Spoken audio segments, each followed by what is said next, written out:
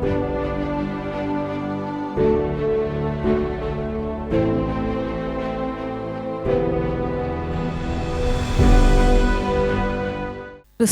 அன்பானவர்களுக்கு இயேசு கிறிஸ்துவின் நாமத்தில் வாழ்த்துதலை நாங்கள் தெரிவித்துக் கொள்கிறோம். இந்த நாளில் கூட காலை 10:30 மணி முதல் எங்களுடைய நிகழ்ச்சிகள் எப்பொழுதும் நடக்கும். ஆனால் இன்றைக்கி ஏற்பட்ட ஒரு மின் தடங்களுக்காக 1 மணியிலிருந்து 2 மணி வரை இந்த ஆராதனை நடக்கிறது.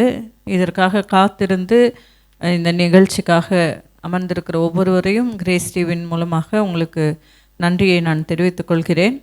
இன்றைய நாளில் நாம் எடுத்துக்கொண்டிருக்கிற தலைப்பு, கர்த்தரை நாம் ஏன் தேட வேண்டும்.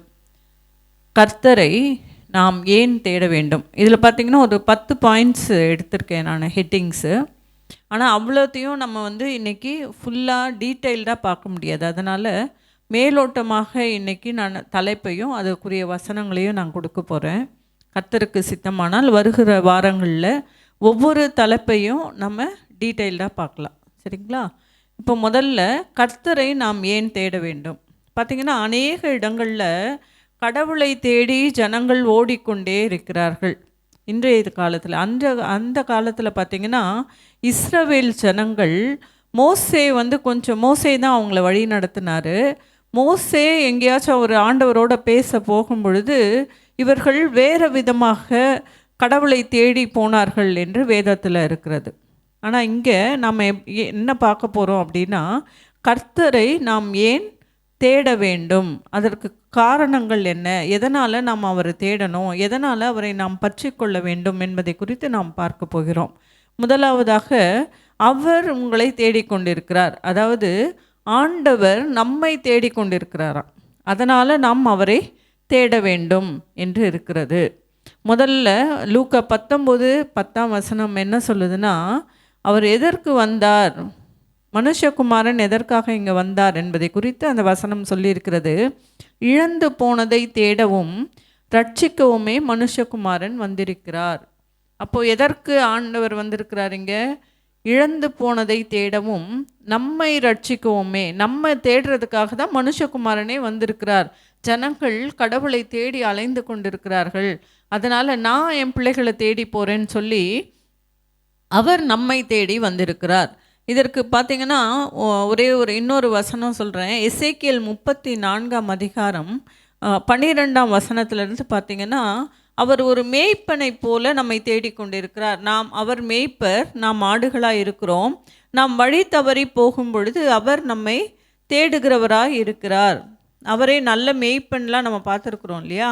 அதனால் பார்த்திங்கன்னு சொன்னால் 12 வசனம் சொல்லுது, ஒரு மேய்ப்பன் சிதறுண்ட தன் ஆடுகளின் நடுவே இருக்கிற நாளில் தன் மந்தையை தேடிக்கொண்டிருக்கிறது போல. அப்படியே சிதறி போய் இருக்கிற ஆடுகள், நிறைய ஆடுகள் இருக்குது. நிறைய ஆடுகள், அதாவது மற்ற மந்தையில் இருக்கிற ஆடுகளும் சேர்ந்து இருக்கும் பொழுது ஆண்டவர் அவருடைய ஆடுகளை, அவருடைய மந்தையை தேடுறாராம். ஏன்னா எல்லாம் மிக்ஸ் ஆகி ஒன்றா இருக்கிறாங்க இல்லையா?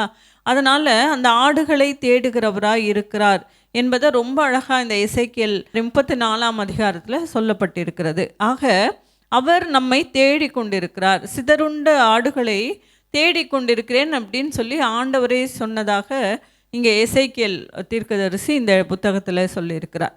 அடுத்ததாக, அவர் உங்களுக்காக ஒரு திட்டத்தை வைத்திருக்கிறார். அதாவது நமக்காக, ஒவ்வொருவருக்காகவும் ஒரு திட்டத்தை, ஒரு நோக்கத்தை வைத்திருக்கிறார். அவர் எரேமியா 29:11 என்ன சொல்லுதுன்னா, நீங்கள் எதிர்பார்க்கும் முடிவை உங்களுக்கு கொடுக்கும்படிக்கு நான் உங்கள் பேரில் நினைத்திருக்கிற நினைவுகளை, அதாவது என் பேரில் என் தேவன் என்ன நினைத்திருக்கிறார் என்று அவர் அறிவேன் என்று கர்த்தர் சொல்லுகிறார். அப்போ ஒவ்வொருத்தருக்கும் ஒவ்வொரு நினைவுகளை ஆண்டவர் வைத்திருக்கிறார்.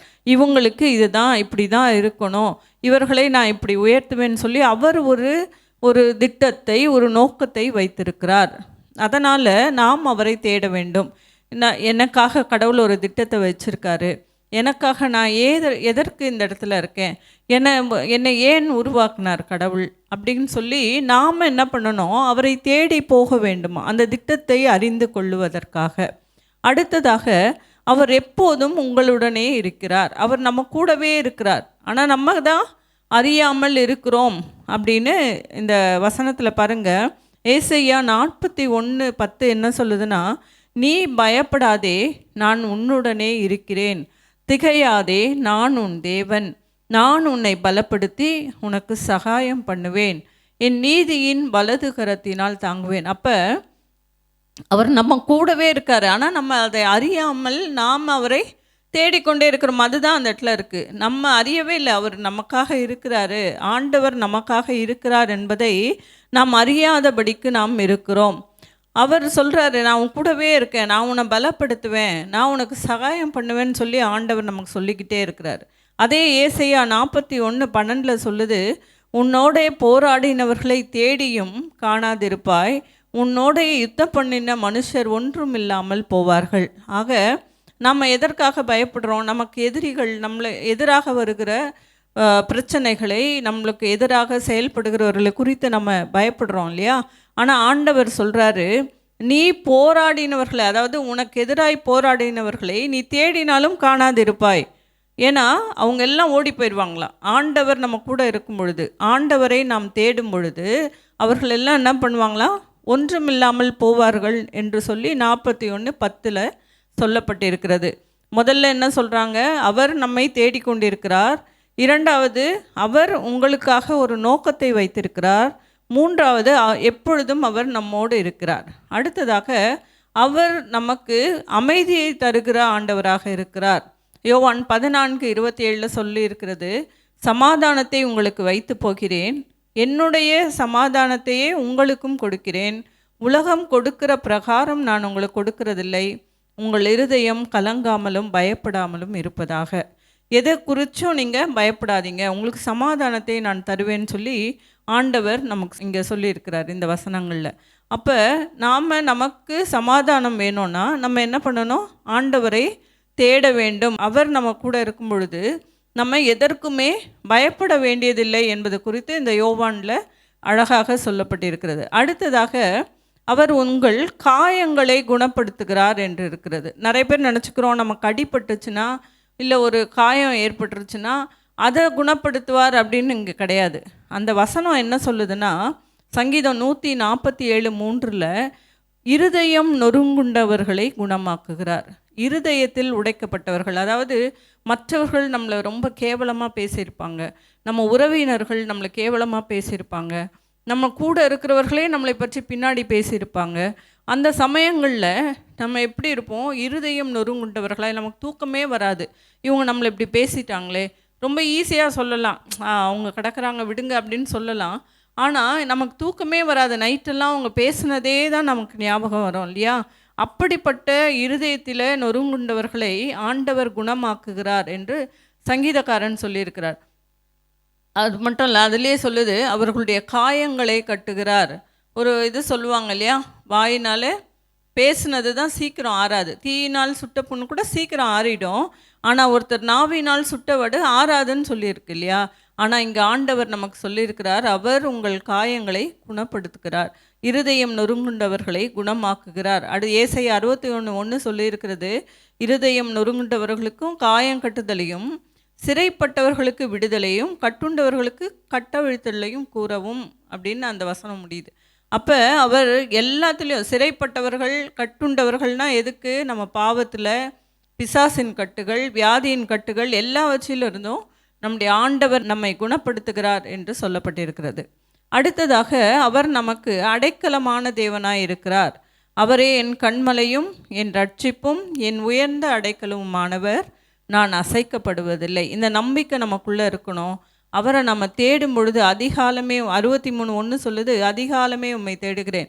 அப்போ அந்த சமயம் நம்ம அவரை தேடும் பொழுது நமக்கு ரட்சிப்பு, நமக்கு உயர்ந்த அடைக்கலம், நாம் அசைக்கப்படுவதே இல்லை என்று வசனம் சொல்லியிருக்கிறது.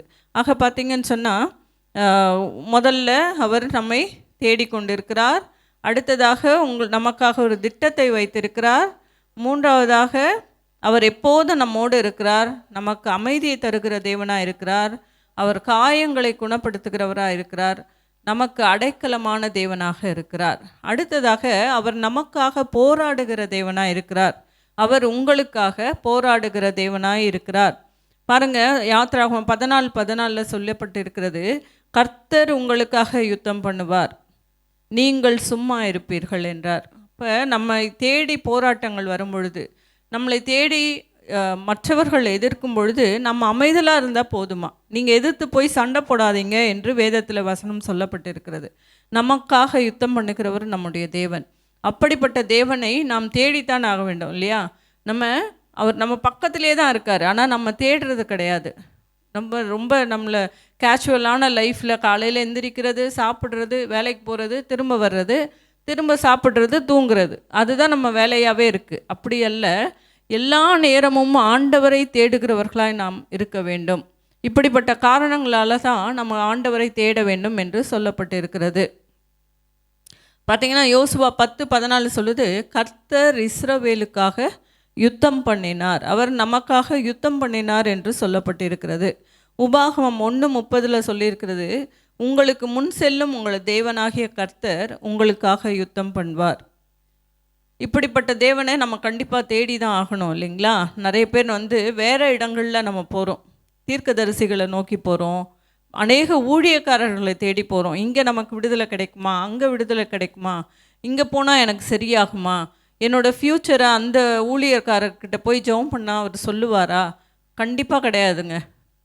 ஒருவேளை தீர்க்க தரிசனம் உண்மையாக கூட இருக்கலாம், ஆனால் ஆண்டவர், அதைவிட பெரியவர் ஆண்டவர் நம்ம கூட இருக்கிறார். அவரை நம்ம தேடும் பொழுது நம்முடைய வாழ்க்கை வேறு விதமாக மாறும். அவர் நம்மேல் அன்பாய் இருக்கிறார் என்று வேதத்தில் சொல்லப்பட்டிருக்கிறது. இந்த காரணத்தினால் அவரை தேடி தான் ஆகணும். அவர் ஈட்டியெல்லாம் வச்சுக்கிட்டுலாம் இல்லை. நம்ம ஆண்டவர் ரொம்ப அன்பான ஆண்டவர், நம்மளை நேசிக்கிற தேவனாக இருக்கிறார். மோசே இஸ்ரவேல் ஜனங்களை பார்த்து சொல்லுகிறார், கர்த்தர் ஜனங்களை நேசிக்கிறவர் அப்படின்னு சொல்லப்பட்டிருக்கிறது. அவர் நம்மீது அவ்வளோ அன்பாக இருக்கிறார். 1 யோவான் 4:16 சொல்லியிருக்கிறது, தேவன் நம் மேல் வைத்திருக்கிற அன்பை நாம் அறிந்து விசுவாசித்திருக்கிறோம். தேவன் அன்பாகவே இருக்கிறார்.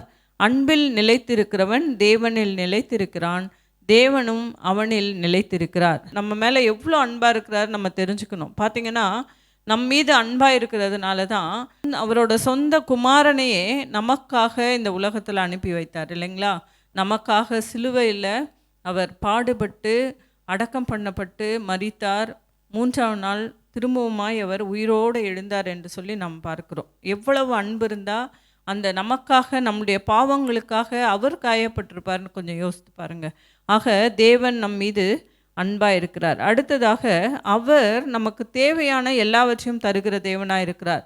23ஆம் சங்கீதம் 1ஆம் வசனத்தில் சொல்லுது, கர்த்தர் என் மேய்ப்பராக இருக்கிறார், நான் தாழ்ச்சி அடையேன், அவர் என்னை புல்லுள்ள இடங்களில் மேய்த்து அமர்ந்த தண்ணீர்கள் அண்டையில் நடத்துகிறார். நமக்கு எல்லாவற்றையும் தருகிற ஒரு மேய்ப்பனை போல இருந்து, முதல்ல நான் சொன்னேன் இல்லையா, ஒரு மேய்ப்பன் எப்படி நம்மளை தேடுகிறாரோ, சிதறுண்ட ஆடுகளை தேடுகிறாரோ அப்படி அவர் தேடிக்கொண்டிருக்கிறார்னு. அடுத்ததாக ஒரு மேய்ப்பன் எப்படி தன்னுடைய ஆடுகளுக்கு எல்லாவற்றையும் கொடுக்க வல்லவராக இருக்கிறாரோ, அதே போல் அவர் புல்லுள்ள இடங்களில் மேய்த்து அமர்ந்த தண்ணீர், அதாவது அப்படியே மெதுவாக போகிற தண்ணி, ரொம்ப சலசலன்னு போயிட்டு ஓடுற தண்ணியில் ஆடுகள் தண்ணி குடிக்க முடியாது இல்லையா, அமைதலான போடுகிற தண்ணி, அந்த மாதிரி இடங்களில் ஆண்டவர் நம்மை நடத்துவார் என்று சொல்லி சங்கீதம் 23:1 சொல்லி இருக்கிறது. கடைசியாக அவரை நாம் தேட வேண்டும். இப்படிப்பட்ட இத்தனை காரணங்களுக்காக அவரை நாம் தேட வேண்டும். அவரை தேடினால் நீங்கள் அவரை கண்டடைவீர்கள். எப்போ நம்ம தேடுறோமோ அப்போ நம்முடைய ஆண்டவரை நாம் கண்டடைவோம் என்று வேதத்தில் சொல்லப்பட்டிருக்கிறது. 1 நாளாகமம் 28:9 சொல்லுது, நீ உன் பிதாவின் தேவனை அறிந்து அவரை உத்தம இருதயத்தோடும் உற்சாக மனதோடும் சேவி என்று இருக்கிறது. கர்த்தர் எல்லா இருதயங்களையும் ஆராய்ந்து நினைவுகளின் தோற்றங்களையெல்லாம் அறிகிறார். நீ அவரை தேடினால் உனக்கு தென்படுவார், நீ அவரை விட்டுவிட்டால் அவர் உன்னை என்னென்றைக்கும் கைவிடுவார் என்று சொல்லி வசனம் சொல்லுகிறது. அப்போ நாம் அவரை தேட வேண்டும். எப்படி தேடணும்? உத்தம இருதயத்தோடும் உற்சாக மனத்தோடும் அவரை போய் நம்ம தேடணுமா, முழு இருதயத்தோடு தேடணுமா. எரேமியா 29:13 கூட சொல்லுகிறது, உங்கள் முழு இருதயத்தோடும் என்னை தேடினீர்களானால் என்னை தேடுகையில் கண்டுபிடிப்பீர்கள். எவ்வளோ நல்ல வசனம் பாருங்கள். நம்ம முழு இருதயத்தோடு தேடுறோமா, இல்லை நாம் வேறு விதங்களில் ஒரு எக்ஸ்கியூஸ் மாதிரி இவரையும் எடுத்துக்கிறோமா? மற்ற இடங்கள்லேயும் போகிறோம், எல்லா ஊழியக்காரங்களுக்கிட்டேயும் போயிட்டு நம்ம ஜெபிச்சுக்கிட்டு வரோம், கடைசியாக ஆண்டவர் இடத்துல வருமா, இல்லை ஆண்டவரை முதல் இடத்தில் வைக்கிறோமா? இது நம்மளோட சாய்ஸ் தான் இல்லைங்களா? ஆக அவரை முழு இருதயத்தோட நம்ம அவரை தேட வேண்டும் என்று வேத வசனம் கூறுகிறது. 2 நாளாகமம் 15:2 சொல்லப்பட்டிருக்கிறது, நீங்கள் கர்த்தரோடு இருந்தால் அவர் உங்களோடு இருப்பார். நாம் அவரை தேடி அவரை பிடித்து கொள்ளும் பொழுது அவர் நம்மை விட்டு விலகுவதே இல்லை. அவர் நம்மோடு இருக்கிற தேவனாக இருக்கிறார். நீங்கள் அவரை தேடினால் உங்களுக்கு வெளிப்படுவார், அவரை விட்டீர்களாகில் அவர் உங்களை விட்டு விடுவார் என்று சொல்லி வேத வசனம் சொல்லுகிறது. அதனால் நாம் நம்முடைய போராட்டங்கள் மத்தியிலும் கஷ்டங்கள் மத்தியிலும் எவ்வளோ பிரச்சனைகள் இருந்தாலும் முதல்ல நாம் யாரை தேட வேண்டும்னா நம்முடைய ஆண்டவரை நாம் தேட வேண்டும். மற்ற இடத்துல ஓடவே ஓடாதீங்க. ஒரு வேளை கடன் பிரச்சனையோ இல்லை எதாக இருந்தாலும் முதல்ல நாம் ஆண்டவரை தான் தேடணும். எனக்கு இவ்வளோ கடன் இருக்குது, நீங்கள் எனக்கு பதில் சொல்லுங்கள் ஏசப்பான்னு நீங்கள் கேளுங்களேன். ஆண்டவர் உங்களுக்கு எப்படிப்பட்ட வழிவாசல்களை அவர் திறந்து கொடுக்க வல்லவராக இருக்கிறார்.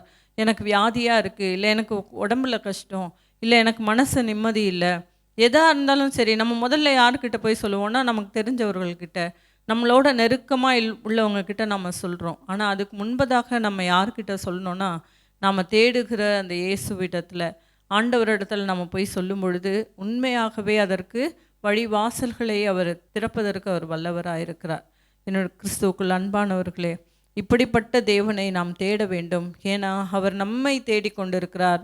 அவர் நமக்காக ஒரு திட்டத்தை வைத்திருக்கிறார். அவர் எப்பொழுதும் நம்மளோடு இருக்கிற தேவனாக இருக்கிறார். நமக்கு அமைதி தருகிற தேவனாய், சமாதானம் தருகிற தேவனாய் இருக்கிறார். நம்முடைய காயங்களை, நம்முடைய இருதயம் நொறுங்குண்ட பொழுது அவர் நமக்கு காயங்களை குணப்படுத்துகிற தேவனாய் இருக்கிறார். நமக்கு அடைக்கலமான தேவனாய் இருக்கிறார். நமக்காக யுத்தம் பண்ணுகிற தேவனாய் அவர் இருக்கிறார். நம்மேல் அன்பாய் இருக்கிறார்.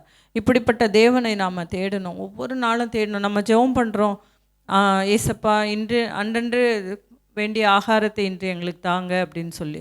அவர் கண்டிப்பாக கொடுத்துட்டு தான் இருக்கிறார். நம்ம சாப்பாடு இல்லாமல் ஒரு நாள் கூட இருக்கிறது இல்லைல்ல. எல்லாவற்றையும் நம்ம போட்டுக்கிற ட்ரெஸ்ஸாக இருக்கட்டும், நம்ம சாப்பிட்ற சாப்பாடாக இருக்கட்டும், நமக்கு ஒரு வீடு இருக்கட்டும், எல்லாமே ஆண்டவர் நமக்கு தந்து கொண்டு தான் இருக்கிறார். இப்படிப்பட்ட தேவனை நம்ம தேடி அவரை தேடும் பொழுது நாம் அவரை கண்டுபிடிக்கலாம். நாம் அவரை ரொம்ப இதாக நம்ம அவரை பிடித்து கொள்ளும் பொழுது ஆண்டவர் நமக்கு எல்லா காரியங்களையும் வாய்க்க செய்வார். நீங்களும் கூட அவரை தேடி அவரை பிடித்து கொள்ளும் பொழுது ஆண்டவர் கண்டிப்பாக உங்களுக்கு இப்படிப்பட்ட ஆசீர்வாதங்களை தர வல்லவராக இருக்கிறார். நாம் ஜெபிக்கலாமா? எங்கள் அன்பின் நல்ல பிதாவே, இந்த நல்ல வேலைக்காக ஸ்தோத்திரிக்கிறோம். அப்பா, கடந்த நாட்கள் முழுவதும் சுவாமி எங்களை பாதுகாத்தீரே, அதற்காக நன்றி செலுத்துகிறோம் ராஜா. அப்பா, ஒவ்வொரு நாளும் ராஜா நீங்கள் எங்கே தேடுகிறீர்கள். ஆனாலும் ராஜா நாங்கள் உண்மை அறியாதபடிக்கு சுவாமி அப்பா மற்ற இடங்களில் அப்பா எங்களுக்கு உதவி கிடைக்குமா என்று தேடிக்கொண்டிருக்கிறோம். அப்படி இல்லாதபடிக்கு சுவாமி அப்பா நாங்கள் உங்களை தேடி அப்பா எல்லா நன்மையான ஈவுகளையும் பெற்றுக்கொள்ள நீங்கள் எங்களுக்கு உதவி செய்யுங்க ராஜா. கர்த்தாவே, இதோ இந்த நாளிலும் கூட ராஜா டிவியின் முன்பதாக அமர்ந்து அப்பா எனக்கு ஒரு விடுதலை கிடைக்காதா என்று காத்து கொண்டிருக்கிற ஒவ்வொரு பிள்ளைகளுக்கும் சுவாமி அவர்கள் உம்மை தேடி அப்பா இந்த வார்த்தையை கேட்க உட்கார்ந்துருக்கிற ஒவ்வொரு பிள்ளைகளுக்கும் அப்பா நீங்கள் விடுதலையை கட்டளையிட போகிறதுக்காக நமக்கு நன்றி செலுத்துகிறோம். போராட்டங்களின் மத்தியிலும் பிரச்சனைகள் மத்தியிலும் இருக்கிறவர்களுக்கு ராஜா அப்பா நீர் அவர்களுக்காக யுத்தம் பண்ண போகிறதுக்காக நமக்கு நன்றி செலுத்துகிறோம். கர்த்தாவே, வியாதியின் பிடியில் இருக்கிற ஒவ்வொருவரையும் கூட உங்களுடைய பாதத்தில் வைக்கிறோம் ராஜா. அப்பா நீங்கள் சுகத்தை கட்டளையிட வேணுமாய் ஜெபிக்கிறோம். இதோ கர்த்தாவே, இந்த நாளிலும் சுவாமி அப்பா அந்த கீழ்கட்டளையிலிருந்து அப்பா எங்களுக்கு ஃபோன் மூலமாக தொடர்பு கொண்ட சகோதரியை கூட உங்களுடைய பாதத்தில் வைக்கிறோம். அவருடைய கணவர் கணேசன் அவர்களுக்காக வருகிறோம் சுவாமி. அப்பா அவருக்கு இருக்கிற எல்லா பிரச்சனைகளையும் நோய்களையும் நீர் அறிந்திருக்கிறீர். நாளை கூட கர்த்தாவே அவர்கள் அந்த பிளட் டெஸ்ட்டுக்காக போகும் பொழுது ராஜா கர்த்தாவே எல்லா விதத்திலும் கர்த்தாவே அவர் சுகமாக இருக்கிறார் என்று பதில் வரும்படியா எப்பா நீங்கள் செய்ய போகிறதுக்காக நமக்கு நன்றி செலுத்துகிறோம். உங்களுடைய ரத்தத்தை கர்த்தாவே மகன் மீது நாங்கள் தெளிக்கிறோம் ராஜா. கர்த்தாவே நீர் உங்களுடைய கிருபையை உங்களுடைய ஆசீர்வாதத்தை அவர்களுக்கு கொடுக்க போகிறதுக்காக உங்களுக்கு நன்றி செலுத்துகிறோம். அவருடைய துணைவியாருக்காக வருகிறோம் ராஜா. வசந்தம்மா கூட வருகிறோம். ஏசப்பா, எத்தனையோ கவலைகள் கணவருக்கு என்ன இருக்கும் என்று கர்த்தாவே கவலையில் அமர்ந்திருக்கிற அந்த மகளை கூட உங்களுடைய பாதத்தில் வைக்கிறோம் சுவாமி. அப்பா நீங்கள் கர்த்தாவே அவங்களுடைய கவலைகளை எல்லாம் கர்த்தாவே நீங்கள் மாற்ற போகிறதுக்காக நமக்கு நன்றி செலுத்துகிறோம். உங்களுடைய கவலைகளை என் மீது வைத்து விடுங்கள் என்று நீங்கள் சொல்லியிருக்கிறீங்க ராஜா. அப்பா அந்த கவலைகள் முழுவதும் ராஜா நாங்கள் உன் மீது வைக்கிறோம். நீங்கள் பொறுப்பெடுத்து கொள்ளுங்க ராஜா. ஒரு பெரிய அதிசயத்தை மகனோட வாழ்க்கையில் நீங்கள் செய்ய போகிறதுக்காக நமக்கு நன்றி செலுத்துகிறோம். இன்னும் கர்த்தாவே ஒவ்வொருவருக்காக ஒவ்வொரு வியாதியஸ்தருக்காக நாங்கள் வருகிறோம் ராஜா. பெரிய அதிசயத்தையும் அற்புதத்தையும் நீங்கள் செய்ய போகிறதுக்காக உமக்கு நன்றி செலுத்துகிறோம் ராஜா. படிக்கிற பிள்ளைகளுக்காக வருகிறோம் சுவாமி. அப்பா +1 +2 10th எழுத போகிற பிள்ளைகளுக்காக வருகிறோம். அப்பா அந்த கவர்மெண்ட் எக்ஸாம் எழுதும்போது கூட கர்த்தாவே நீங்கள் அவர்களோட இருங்க ராஜா. ஞானத்தை கொடுங்க, ஞாபக சக்தியை கொடுங்க ராஜா. அப்பா நல்லபடியாய் கர்த்தாவே பிள்ளைகள் எழுதவும் நல்ல ரிசல்ட்டு வரவும் நீங்கள் உதவி செய்ய போகிறதுக்காக உமக்கு நன்றி செலுத்துகிறோம். வாலிப பிள்ளைகளுக்காக வருகிறோம் ராஜா. அப்போ பிள்ளைகள் கூட கர்த்தாவே அப்பா தன்னுடைய வாலிப வயதில் கர்த்தாவை உம்மை தேட நீங்கள் உதவி செய்யுங்க ராஜா.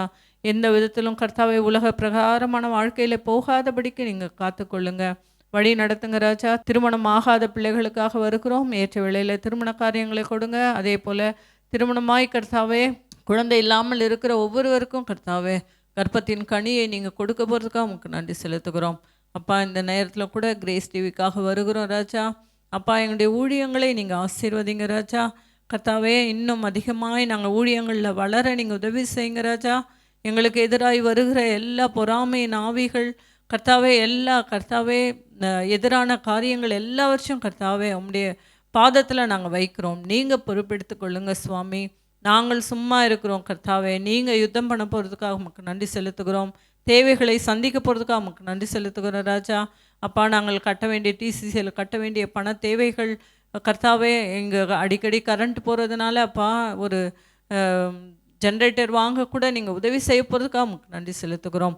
இன்னும் அதிகமாய் கர்த்தாவே ஊழியங்களில் நாங்கள் பலப்பட நீங்கள் உதவி செய்யுங்க ராஜா. இந்த ஊழியத்தை தாங்குகின்ற ஒவ்வொருவரையும் கர்த்தாவே இயேசு கிறிஸ்துவின் நாமத்தில் நாங்கள் வாழ்த்துகிறோம். கர்த்தாவை நீங்கள் ஆசீர்வதிக்க போகிறதுக்காக உங்களுக்கு நன்றி செலுத்துகிறோம். அப்பா மீதியான எல்லாவற்றையும் உடைய பாதத்தில் வைக்கிறோம் ராஜா. நாளைய தினத்தில் நடக்க போகிற அப்பா அந்த உபவாச கூடுகையில் கூட கர்த்தாவை நீங்கள் ஆசீர்வதித்து கொடுங்க சுவாமி. துவக்கம் முதல் முடிவு வரை கர்த்தாவே உடைய பிரசன்னம் எங்களோட இருக்கட்டும். அநேக அற்புதங்களை நீங்கள் செய்ய போகிறதுக்காக உங்களுக்கு நன்றி செலுத்துகிறோம் ராஜா. கர்த்தாவை எந்த ஒரு தடையும் வராதபடிக்கு ராஜா. அப்பா மின் தடங்கள் வராதபடிக்கு நீங்கள் காத்துக்கொள்ள போகிறதுக்காக உங்களுக்கு நன்றி செலுத்துகிறோம். சனிக்கிழமை தோறும் நடக்க போகிற அப்பா அந்த கலந்துரையாடலுக்கு கூட கர்த்தாவை நீங்கள் ஆசீர்வதித்து கொடுங்க, வழி நடத்துங்க ராஜா. மீதியான எல்லாவற்றையும் உடைய பாதத்தில் வைக்கிறோம். இயேசு கிறிஸ்துவ நாமத்தில் ஜெபிக்கிறோம் நல்ல பிதாவே, ஆமென்.